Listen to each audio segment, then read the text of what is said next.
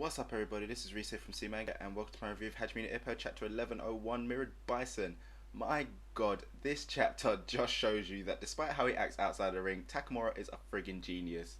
You know, as the title suggests, Takamura basically decides to fight Flicker with Flicker, taking on Bison with his own style basically. You have to love like the way how everyone just has so much faith in him. It's like they have just no doubts that Takamura can do it, you know.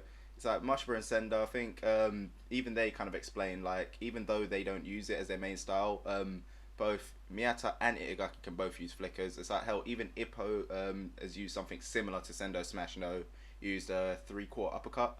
So yeah, it isn't kind of like out of the ordinary that Takamura will be able to utilize a flicker jab, you know.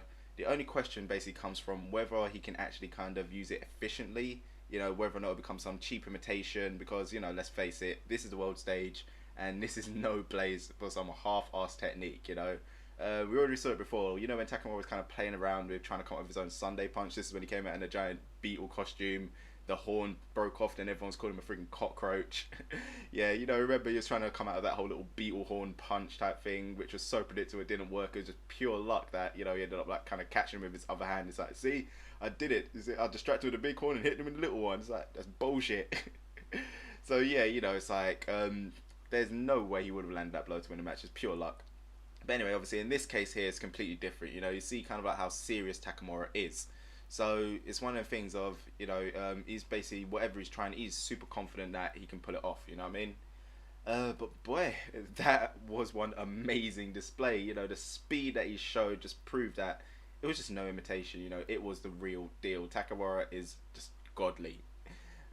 Even Bison, you know, he was kind of like skeptical at first, you know, like, but he ended up just getting shut down, which is disgusting.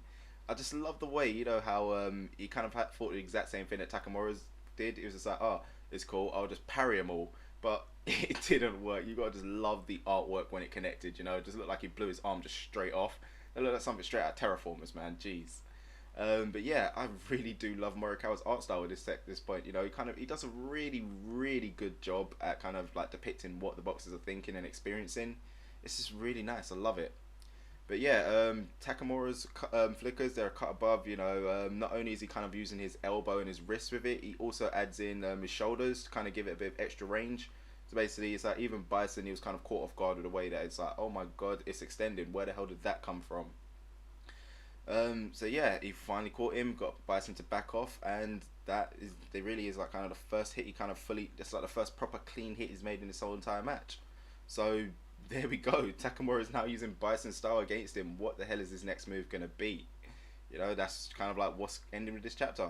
Friggin' disgusting. I loved it, and there's pretty much, you know, this review. You know what I mean? I love this chapter. Takamura is a god. You cannot touch him.